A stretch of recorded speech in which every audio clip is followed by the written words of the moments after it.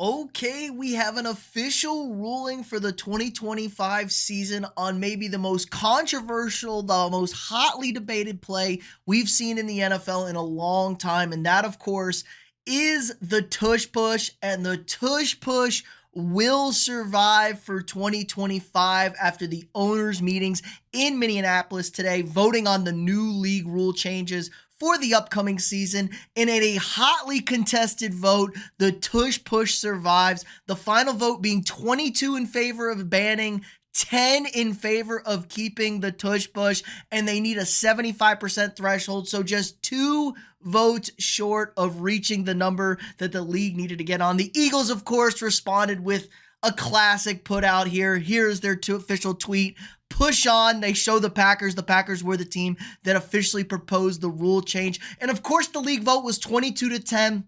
And that was the final score of the Eagles-Packers game this past postseason. So a little bit more irony to add on to it. The Eagles, of course, as well, implemented like a 20-plus minute highlight video on their YouTube channel of just straight tush pushes. They're going full troll mode. Jeffrey Lurie and Jason Kelce basically saved the day. We got Jason Kelce, a retired media person now, just going in there trying to vie for this. Now, the 10 teams that voted to keep this thing active are an interesting list of teams. These are some physical teams. There are potentially some teams that could implement. Now, the non-surprising one, the Eagles. Obviously, the Eagles are going to vote to keep it around. The Baltimore Ravens. The Ravens do run a similar type tush push play with Mark Andrews to keep it around. The Browns. A little surprised about the Browns. Maybe Stefanski. The Lions. I could see Dan Campbell trying to do some nonsense with the tush push over here, especially this year without Ben Johnson. They're lacking creativity in the Lions offense. The Jaguars. Weird. Dolphins. Another one I don't get.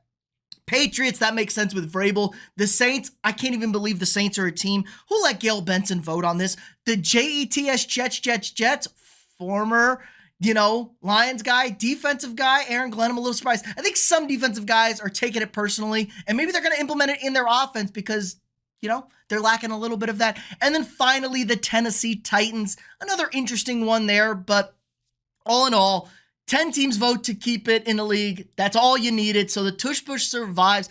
I personally thought the tush push should get banned. First of all, it's a horrendous looking play. It's not very football-like, and there's no consistency on the rules on the defense. The defensive players are not allowed to push other defensive players. Why are offensive players allowed to push offensive players? See, there's the incongruity of the rule. Just go back to what the rule was, which is kind of how they worded this new rule change, to go back to what it was in 2005, where you couldn't push the pile, you couldn't push players. I want either of these. Either you can't push the pile, you can't blow plays, can't keep it going, or the defense can push their own guys to keep the leverage, to keep a little balance there, because that's the real problem. The defense can't get leverage and drive it because it's basically 7 guys pushing 5 guys, and the 7 guys are usually going to win in a league of super strong men. You got guys flying over the pile to try and make a stop. Now, it's not perfect, but we're looking at a play that's over 90+% success rate. I think the Eagles are running at like a 95% success rate, and that's a big difference. Now, you say, why don't other teams run it? Other teams should run it, and other teams have failed to implement it quite like the Eagles. Do I think they will be as successful as the Eagles? No. Helps to have the kind of quarterback you have. It helps to have the offensive line you have. But you saw the Buffalo Bills run some bullshit quarterback sneak with Josh Allen. They can't even run a tush push. They can't even get the correct formation. It feels like a lot of apprehension and laziness by offensive coaches not to put this in their play scheme. If you don't even want to run it with your starting quarterback, do what the Ravens do. The Ravens put Mark Andrews in there at quarterback and run basically a tush push with Mark Andrews. They don't get Lamar in the scrape of it. And there is no trickery. There is no sneaky with the tush push. It's just push and go, and now the Eagles add the hard count to get the defense to even be less locked in and less likely to stop it. It's just a bad play for football, and there's no sort of balance whatsoever for it. So, unfortunately, the tush push is here to stay. Eagles fans rejoice. Jalen Hurts, 60% of his career rushing touchdowns on the tush push. So, rip Saquon Barkley, ultimate fantasy stock, and Jalen Hurts fantasy owners keep it alive. But that was not the only rule changes they voted on to approve this year. We had a bunch of other rules to get voted on. They approved the onside kick change. So now teams can declare to kick an onside kick at any point in the game as long as they are trailing. Still pretty lame, no sneak onside kicks. They will also be kicking from the 34 instead of the 35. So I think that means that teams are going to be lined up at the 35 and the ball only has to go to the 34. So they're going to get a little bit closer. They're going to get a yard closer. Onside kicks were down to 6% success rate last year. That was a disaster. They want to get that number up, probably in the 18 to 20% range on onside kicks. They want more excitement. They honestly just want to have another kind of fun play. NFL players, obviously, they passed on Tuesday, can compete in the Olympics, in the flag football, in Los Angeles. Justin Jefferson, a big proponent of this. Everybody's kind of on board with this. This is going to be a lot of fun to see our guys over there. They did sideline the playoff reseeding proposal by the Lions, so that's not going to go into effect. Surprised they didn't take a vote on it. Now, could come up in a future league meeting.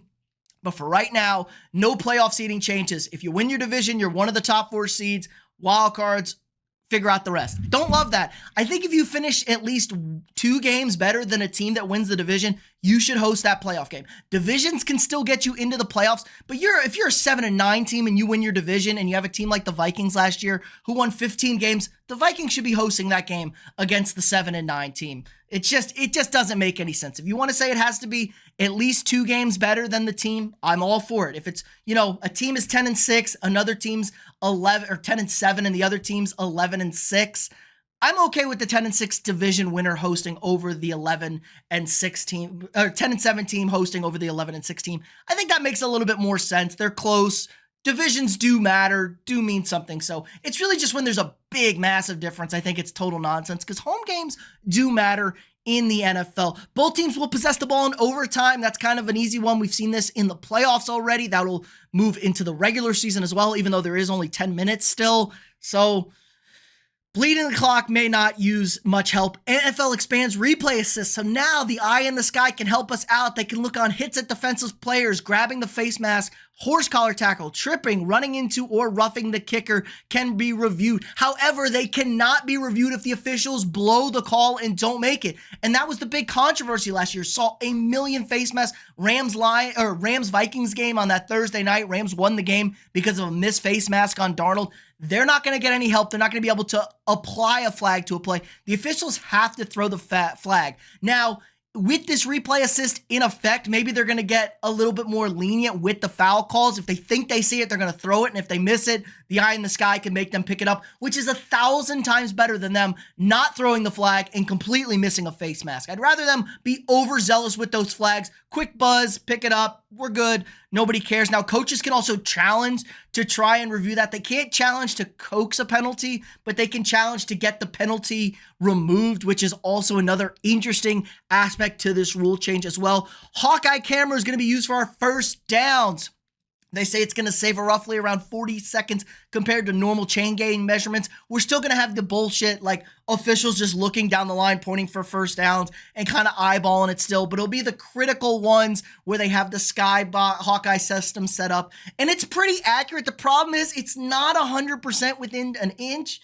There could be a little bit of wiggle room there. I'm sure we're going to have a massive controversy at some point with the Hawkeye system, but they're going to give it a go. I do give them credit for that because, what's better, that or a bunch of like 70-year-old men walking out there with the chains and God knows guys are getting killed on the sideline. It's a lot of nonsense out there. Touchbacks moved to the 35. This is a big one. They were out to the 30. This year they'll be out to the 35. So another big boost to the kickoff returns. They want guys to put the ball into play. We saw roughly a 33% kick return rate last season. They want it now to be 60 to 70%. They want to bring the kickoffs back. It looks ugly. It's not the prettiest thing. It takes a little bit to get used to, but kickoffs, exciting plays, better field position. That's what the NFL wants with this. So this is going to encourage it, and I like this a lot. Make it more punishing for teams who do kick a touchback. Kick it in the field of play, set up a return, get it going. And then finally, the Steelers free agent proposal. Basically, the legal tampering period now is 2 days before free agency starts, and you can contact agents, but you can't really plan travel plans. Now, during that, you can directly talk to players. You can get them travel arrangements to come visit the facility, even though most guys don't do that anymore. Just like, it gets rid of what we've already known has been going on. Like, it's basically free agency. They call it legal tampering. It's free agency. Just make it free agency at this point during the negotiation window. If they can't come visit until that negotiation window is done, that's fine. But if they want to, get the deal signed, talk to the player, get a feel for the player. Everything's going through agents. It just makes it better. Come on, let's just stop kidding ourselves. We all know these guys are going to be going back and forth on this stuff. So who the hell cares? Free agency is free agency. Let the guys sign where they want to, talk to the teams, figure things out. I really couldn't care less about this. But the big news for the day, the Tush push survived. The Eagles will continue to be smug about it and rubbing it in everyone's faces. And you know what? It's not going to get banned, I don't think, until somebody actually just snaps their leg in half, which we could see, or a guy rams his head into somebody trying to blow up a play and gets a concussion. Maybe somebody's going to be willing to take the bullet on that one to get rid of this nonsense because, again, it's just a garbage football play whatsoever. But let me know what you guys think in the comments below. Are you happy with the Tush push staying? Are you glad that we're keeping it? Or do you wish it was banned? Get rid of that nonsense. If you haven't already, drop a quick like on this video, hit that thumbs up, subscribe to the channel. We got daily sports content for you guys. If you want to support the channel more, sign up for a channel membership. You get all sorts of access to cool and exclusive perks for our live streams throughout the week. Also, if you want to check out one of these sporting events live this summer, it's baseball season, NBA playoffs, NHL playoffs. We're getting into full gear. We're in the conference finals. Head on over to SeatGeek.com. Use code afterthereview for $20 off your first purchase. That's SeatGeek.com. Code afterthereview for $20 off your first purchase. Check out our Discord. Sign up for that. Links down in the description as well. Again, like, subscribe, and share. And I'll see y'all tomorrow.